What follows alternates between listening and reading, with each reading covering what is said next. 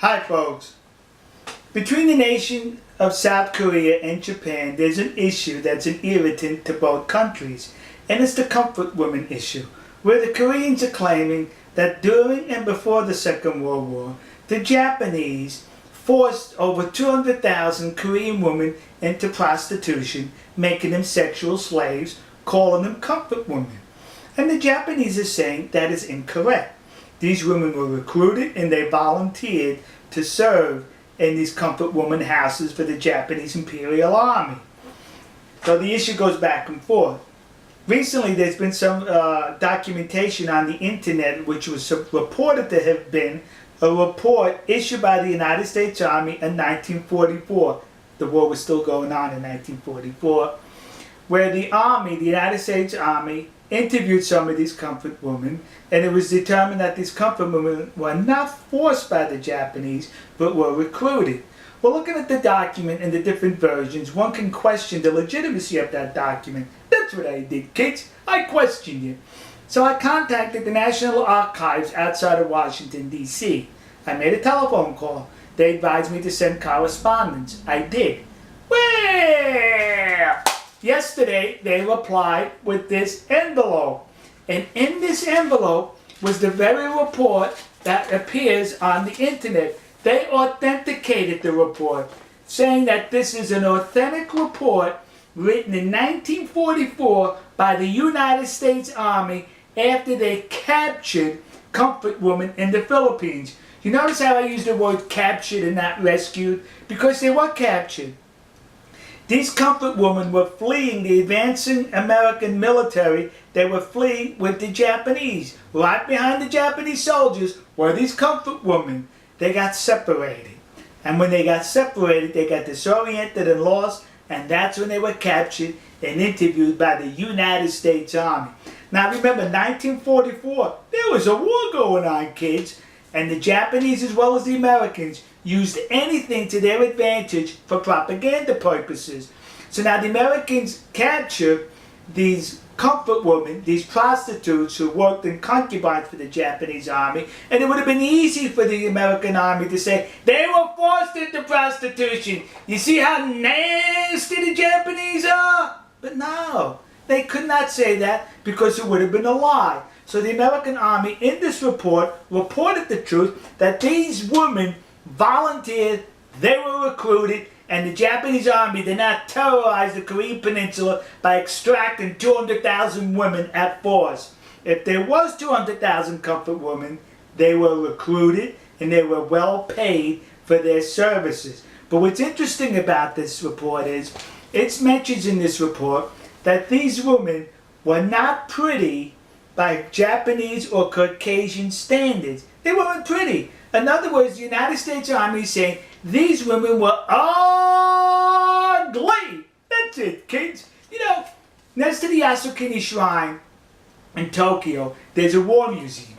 Now, when you go through the museum, it takes you all the way through Japan's military history, I think from pre-samurai, samurai, Edo, up into World War II. But you know what I did not notice as far as military equipment that I'm sure the Japanese Imperial Army was issued? Was these. How come they didn't issue? They should have issued them 2 of these. Yeah, because I bet those women were so ugly they were 2 baggers. One bag you put over the comfort woman, and one bag over the Japanese soldier. So in case the comfort woman's bag fell off, you still had your bag on your head. So am I making light of the situation? Yes. Because it's disgusting that people are exploiting this situation for their advantage. This report goes on to mention that the women enjoyed a whole lot of money to where they were able to buy clothes, cosmetics, and other stuff for themselves on their visits into town. Sexual slaves can do that? Sexual slaves make that kind of money? Some women were even allowed to go back home after they paid their debt off. Sexual slaves can do that?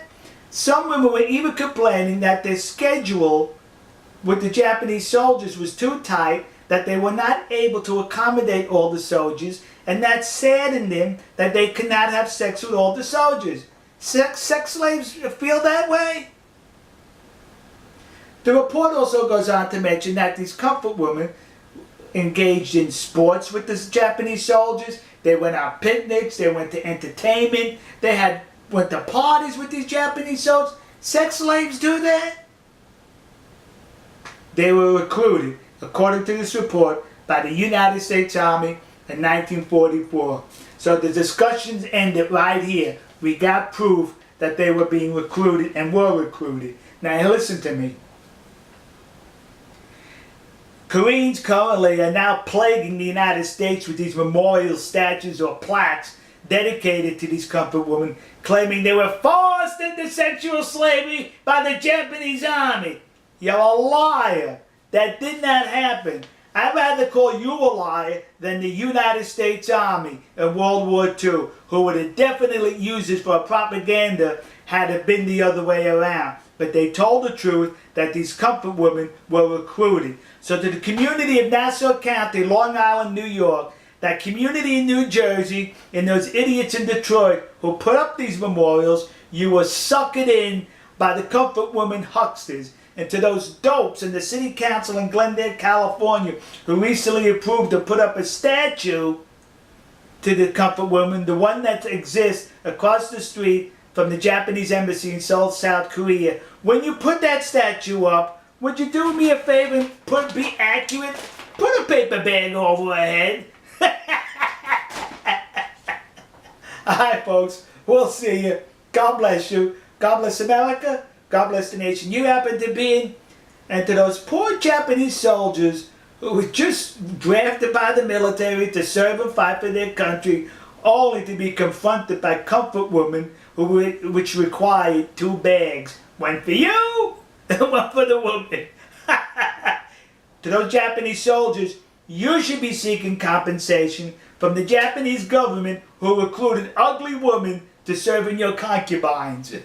We'll see you.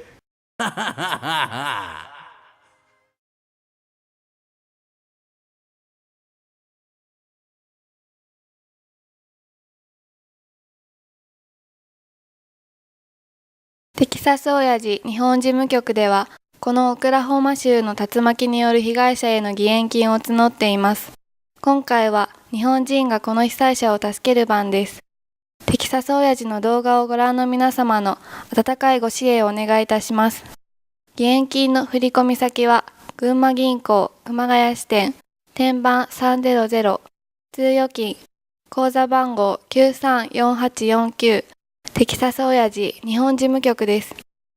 義援金をお振り込みいただく場合は、事務局へのご支援金と分けるために、お名前の後ろに数字の8、または義援金の義、またはカタカナで義という文字を追加願います。クレジットカードでのお支払い、またはゆうちょ銀行への振り込みは、ご覧の URL、または口座へお願いいたします。なお、締め切りは平成25年7月30日までとさせていただきます。